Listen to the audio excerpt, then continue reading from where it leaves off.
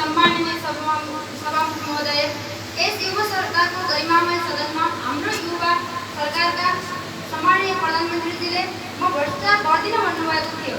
सम्माननीय सभामुख महोदय, हिजो मात्र युवा सरकारका माननीय सूचना तथा सञ्चार मन्त्रीले 70 करोड कमिसनको मागेको अडियो रेकर्ड भाइरल भएको छ। सम्माननीय सभामुख महोदय, खै उहाँलाई कारबाही गरेको? सम्माननीय सभामुख मार्फत युवा सरकारको सम्माननीय प्रधानमन्त्रीजीबाट जवाब पाऊँ। अब म माननीय सीता साईलाई आफ्नो प्रश्न राख्न अनुमति दिन्छु। समय सम्माननीय सभामुख महोदय, युवाहरूले के आफ्नो महत्त्वपूर्ण उमेर सधैँ खाडीको तापक्रममा बिताउनु पर्ने हो त? के युवा तथा खेलहरू मन्त्रालयले युवाको विषयमा केही सोच्नु पर्दैन त? सम्माननीय सभामुख, युवा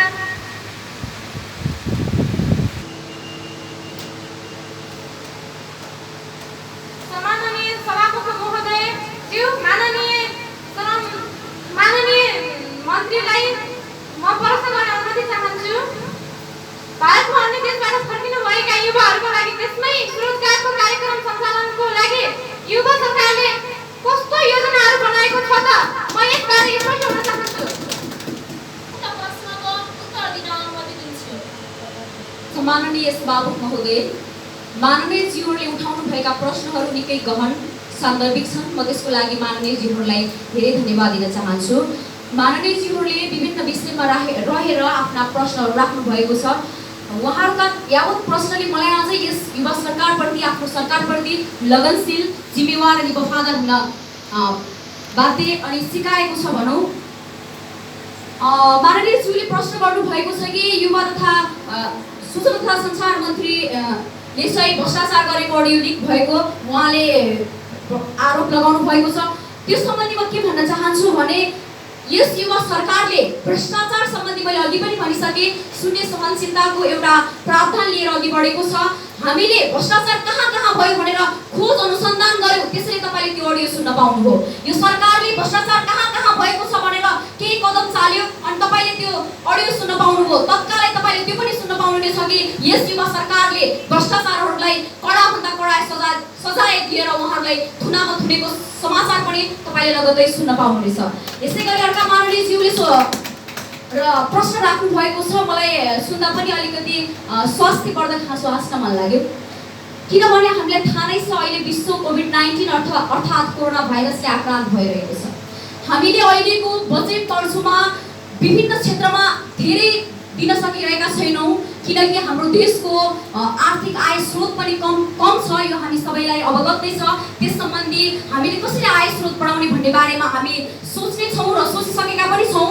उहाँहरूले युवाहरूलाई कसरी रोजगार दिन सक्नु भएको छैन, भनिराख्नु भएको छ। मैले अघि पनि भने देशमै केही गर्न चाहने युवाहरूलाई चाहिँ हामीले युवा सरकारको पहलमा सहुलियत रूपमा ऋण दिएर व्यवसाय गर्न सहयोग गरिरहेको छ। प्रधानमन्त्री रोजगार कार्यक्रमले धेरै युवाहरूलाई आफ्नै ठाउँ क्षेत्रमा रोजगार दिइरहेको छ। नेपाल एउटा कृषि प्रधान देश हो। यहाँका युवाहरूलाई कृषिमा लागेर आफ्नो कृषि क्रान्ति गरेर देशलाई आमूल परिवर्तनमा लैजानुहोस् भनी आह्वान गरिरहेको छ।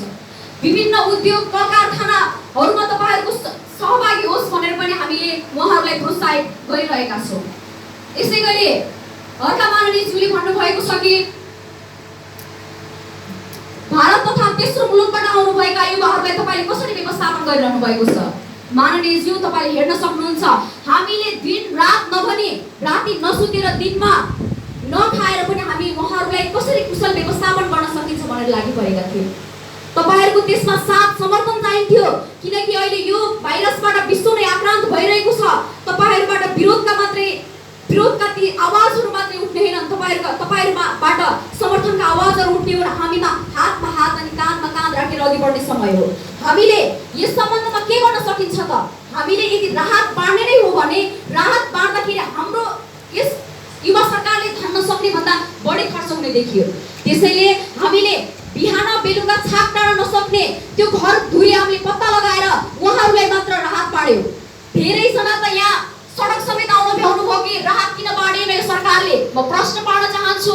राहतको नाममा 2500 को चामल लिने कि तपाईले काम गरेर 25000 लिने र यो प्रतिक्रिया पाउन बित्तिकै उसमा आउनु आन्दोलनमा उत्रिनु भएका साथीहरूले हामी 25000 लिन्छौं। त्यसले गर्दा सरकारलाई पनि फाइदा, काम कार्य पनि हुने, समाजमा प्रगति विकास पनि हुने, त्यसतर्फ पनि माननीय ज्यूलाई सकारात्मक भएर अघि बढ्दिनु हुनको लागि म अनुरोध गर्न चाहन्छु।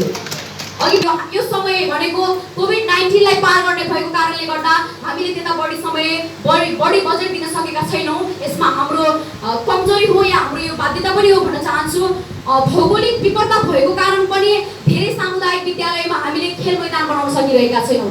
सामुदायिक विद्यालय भनेको सम्पूर्ण समाजको नानी बाबुहरूले सहजै जान सक्ने एउटा स्थान रहेको हुनाले त्यस क्षेत्रमा विद्यालय निर्माण गर्दा खेल मैदान हामीले बनाउन असमर्थ भएको पनि म जानकारी गराउन चाहन्छु।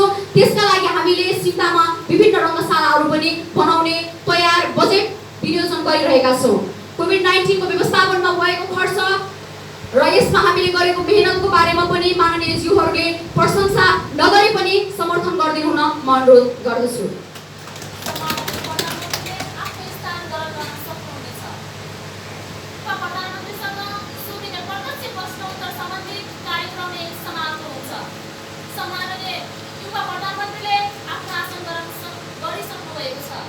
माननीय सदस्यहरू, अब म माननीय श्री कविता रोकाए, प्रस्तावक र माननीय निरुता विक र माननीय नन्दबहादुर विक समर्थन भएको सबै युवालाई स्वदेशमै रोजगारीको व्यवस्था गरियोस् भन्ने विषयको जरुरी सार्वजनिक महत्त्वको प्रस्तावका प्रस्तावक माननीय कविता रोकाएलाई आफ्नो प्रस्ताव पेश गरी संक्षिप्त वक्तव्य दिन अनुमति दिन्छु।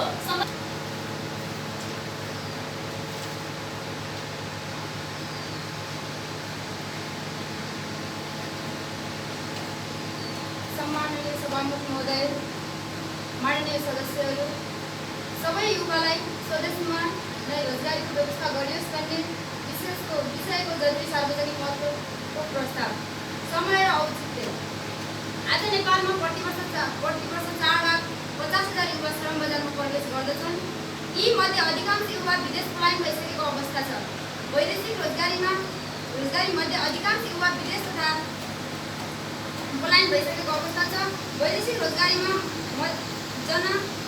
मध्ये 74% युवा अध्यक्ष, 24% अर्धदक्ष र 2% दक्ष मात्र कामदारहरूका रूपमा विदेशिएका छन्। अध्यक्ष कामदारका कारण सस्तो मूल्यमा श्रम बेच्नुपर्ने र जोखिमपूर्ण कामका कारण दिनहुँ 3-4 वटा कासहरू नेपाल भेटिएका छन्। यसको एकमात्र समाधान भनेको सबै युवालाई नेपालमा नै रोजगारीको व्यवस्था ग्यारेन्टी हो। तसर्थ यही उद्देश्य प्राप्तिका लागि सबै युवालाई स्वदेशमा नै रोजगारीको व्यवस्था गरियोस् भन्ने जरुरी सार्वजनिक महत्त्वको प्रस्ताव ल्याइएको छ।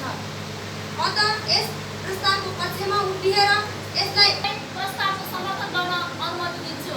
समय 3 मिनेट। यस युवा सरकारको गरिमामय सदनमा युवालाई स्वदेशमा नै रोजगारीको व्यवस्था गरियोस् भन्ने विषयको जरुरी सार्वजनिक महत्त्वको प्रस्तावमा मेरो समर्थन रहेको छ। यसले युवाहरूलाई स्वदेशमा नै रोजगारी दिलाई आत्मनिर्भर र सक्षम बनाउन टेवा पुग्नेछ। सम्पूर्ण युवाहरूले रोजगारी पाए भने हाम्रो देश समृद्ध बन्नेछ। त्यसकारण म यस प्रस्तावलाई सर्वसम्मतले पारित गरियोस्। अर्का समर्थक माननीय नन्दबहादुर विकलाई प्रस्तावको समर्थन गर्न समय दिन्छु। समय 3 मिनेट। सभामुख महोदय, यसको महत्त्व र औचित्य सबै युवाहरूलाई स्वदेशमा नै रोजगारीको व्यवस्था ग्यारेन्टी हो।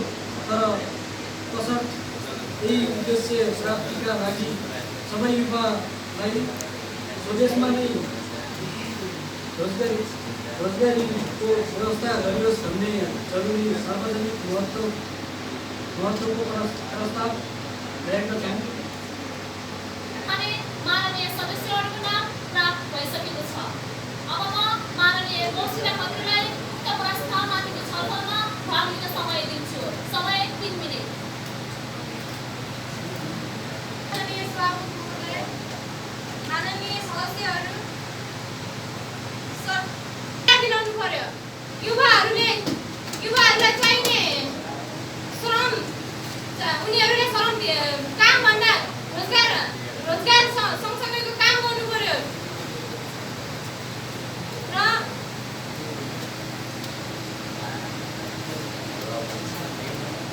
सामाजिक सुरक्षा मन्त्री माननीय रीता सिंहलाई छलफलमा उठेका प्रश्नहरूको जवाब दिन अनुमति दिन्छु।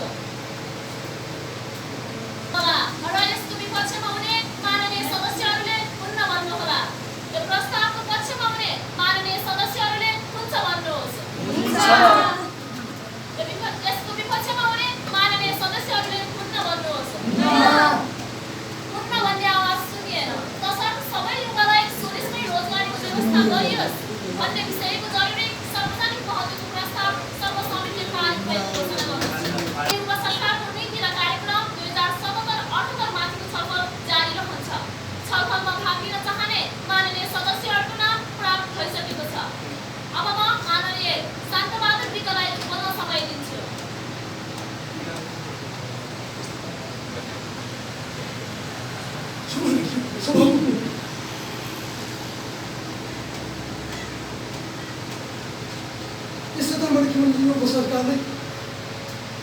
युवा सरकारले यो नीति तथा कार्यक्रम कुनै चाहिँ छैन। 100% ग्यारेन्टी दिन्छु। जाइ छ भन्नुहुन्छ भने म एउटा उदाहरण दिन सक्छु। युवाको निम्ति रोजगारको कुरा अहिले मात्र आएको छ। खै त सरकार 2 वर्ष अगाडि बनेको सरकार युवा सरकारले खै त ल्याएको। यो हावा भन्ने त्यसै हावा भनेको कोभिड-19 आयो भनेर मात्रै युवाहरू स्वदेशमा फर्किए तब मात्रै यहाँ रोजगारको कुरा निस्केको छ। खै त पहिला रोजगारको कुरा निकालेको हाम्रो युवाहरू बाहिर निस्केको थिएन त, बाहिर विदेशमा पलायन भएका थिएन त। हाउको हुन्छ यस नीति तथा कार्यक्रम अहिलेको नेपाल लगायत विश्वभरि नै फैलिएको कोभिड-19 को नाममा विभिन्न खालका चाहिँ भ्रष्टाचारीहरू भएका थिए। माननीय मन्त्रीहरूले भ्रष्टाचार गर्नु भएकै छ। होइन भने हामी भ्रष्टाचारीहरू किन निस्केका छौँ त? त्यो भ्रष्टाचार नभएर निस्केका हुन् किन यसो भएको छ?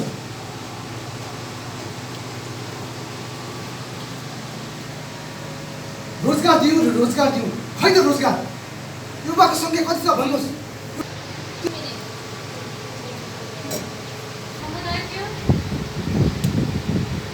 आज आफ्नो पत्ता लगेर सत्य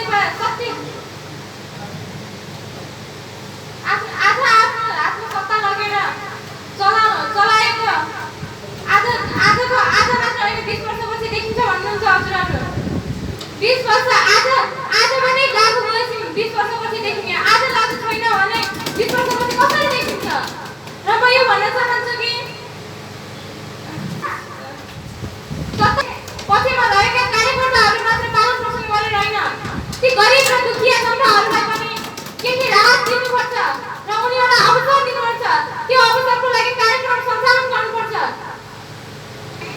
युवा सरकारले ल्याएको 2077-78 को नीति तथा कार्यक्रम अहिलेसम्मकै उत्कृष्ट रहेको छ। अहिलेको नीति तथा कार्यक्रमले शिक्षा, स्वास्थ्य, रोजगारी लगायतका अन्य सम्पूर्ण क्षेत्र अपक्षहरूलाई समेटेको छ र प्रतिपक्ष दलका माननीयहरूले यो नीति तथा कार्यक्रम ठिक छैन भन्नुभएको छ। प्रतिपक्ष दलका माननीयहरूले पनि आँखा बन्द गरेर होइन आँखा खोलेर यस नीति तथा कार्यक्रमलाई समर्थन गर्नुहोस्।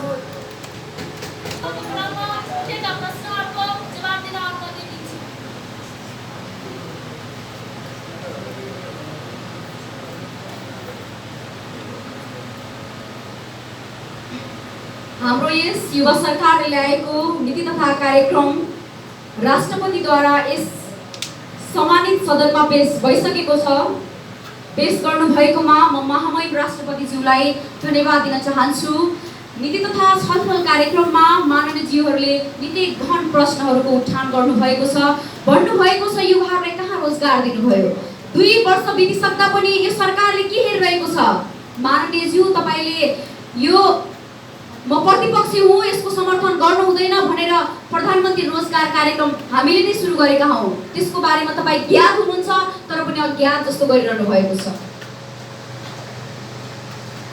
बजेटमा कहाँ आएका छन् जायज कुरा भन्नुभएको छ। मलाई यो सुन्न लाग्छ अझै पनि।